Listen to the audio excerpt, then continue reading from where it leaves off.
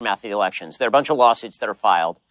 None of them are taken up by the courts. Many of them do not really allege voter fraud sufficient to actually overturn the elections. What are the conversations that are happening between you and the president during this time when he's openly alleging that the election was stolen and that effectively it should be overturned?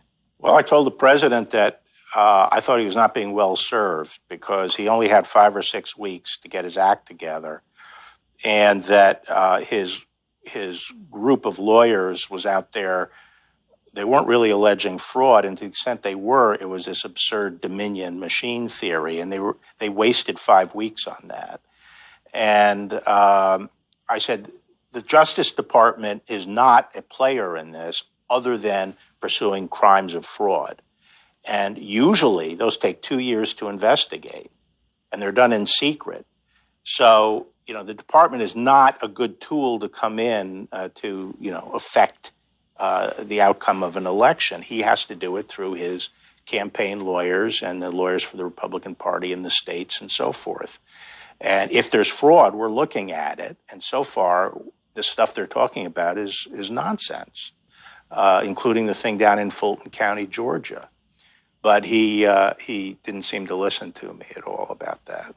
So time progresses. We move past the certification of all of the states certify their. So take a look at me now. Fulton County now confirming that there is a problem with 315,000 votes that were collected, so-called, in the election of 2020. The same election where there was a water leak at State Farm Arena right there in Fulton County, and they had to stop counting the ballots in the middle of the night. Oh, yeah. So we have been fighting for records for a long time all over the country, and I say we, people on the side of actual fair elections. And now we're getting some answers on this puppy, but this originated a long time ago. Earlier this month, Fulton County admitted that approximately 315,000 early votes from the 2020 election were illegally certified, but were still included in the final results. Like, they take your blood sample, it's not even yours, they can't even validate it, and they're like, well, you're still going to jail. Okay, it doesn't feel right. Now, the admission came during a December 9 hearing before the Georgia State Election Board, called the SEB, stemming from a challenge filed by David Cross, a local election integrity activist. Shout out to David. He filed a challenge with the SEB in March 2022. Cross alleged that Fulton County violated the Georgia statute in the handling of advance voting ahead of the 2020 election. They counted hundreds of thousands of votes, even though polling workers failed to sign off on the vote tabulation tapes critical to the certification of the process. And then earlier this month, Fulton County admitted it. And Liz Harrington, she was reporting on this too, and she was digging back into the archives, and she said, oh yeah, we remember all of this back from the original complaints back in 2024. And she gives us some photos that I think articulate and illustrate exactly what's going on here. But she says, there are over 20,000. We just saw that in the other complaint that we read. So a bunch of people complaining, and Rossi and Moncla is the one she's referencing. 20,000 unsubstantiated ballots in Georgia's 2020 original results that came from tabulators that just don't exist. They're just made up. That's according to them. Now, Fulton County provided proof that they exist. They say, oh, what are you talking about? No, we have the chain of custody right here. It went from A to B to C to D. In fact, here's the machine. Here, look at our records. Problem is, their proof showed that they used serial numbers for different machines. Oh, so they